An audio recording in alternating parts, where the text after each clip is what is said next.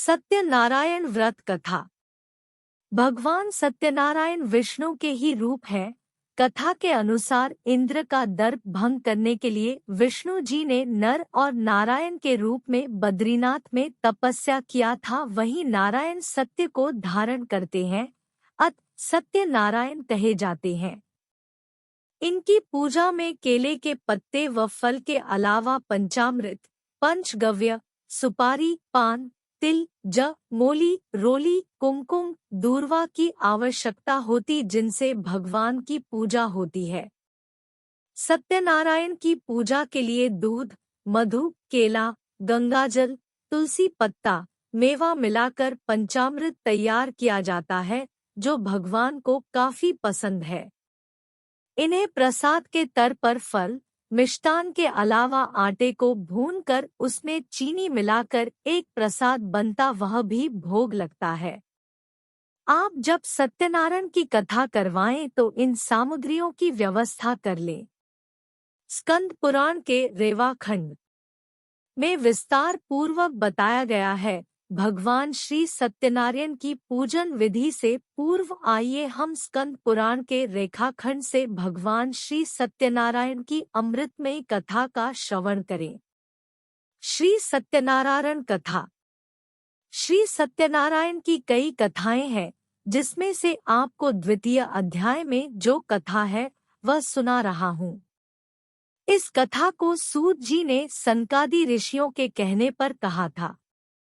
इनसे पूर्व नारद मुनि को स्वयं भगवान विष्णु ने यह कथा सुनाई थी। कथा के अनुसार एक गरीब ब्राह्मण था। ब्राह्मण भिक्षा के लिए दिन भर भटकता रहता था। भगवान विष्णु को उस ब्राह्मण की दीनता पर दया आई और एक दिन भगवान स्वयं ब्राह्मण वेश धारण कर उस विप्र के पास पहुँचे। विप्र से उन्होंने उनकी परेशानी सुनी और उन्हें सत्यनारायण पूजा की विधि बताकर भली प्रकार पूजन करने की सलाह दी। ब्राह्मण ने श्रद्धा पूर्वक सत्यनिष्ठ होकर सत्यनारायण की पूजा एवं कथा की। इसके प्रभाव से उसकी दरिद्रता समाप्त हो गई और वह धन धान्य से संपन्न हो गया।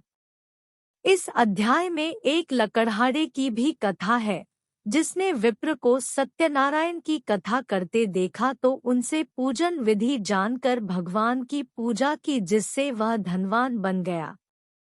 ये लोग सत्यनारायण की पूजा से मृत्यु पश्चात उत्तम लोक गए और कालांतर में विष्णु की सेवा में रहकर मोक्ष के भागी बने। श्री सत्यनारायण पूजन विधि। जो व्यक्ति सत्यनारायण की पूजा का संकल्प लेते हैं, उन्हें दिन भर व्रत रखना चाहिए। पूजन स्थल को गाय के गोबर से पवित्र करके वहां एक अल्पना बनाएं और उस पर पूजा की चकी रखें। इस चकी के चारों पाए के पास केले का वृक्ष लगाएं। इस चकी पर ठाकुर जी और श्री सत्यनारायण की प्रतिमा स्थापित करें।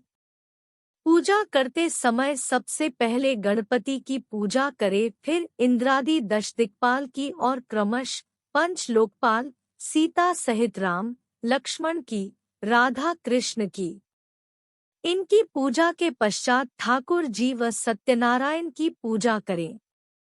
इसके बाद लक्ष्मी माता की और अंत में महादेव और ब्रह्मा जी की पूजा करें।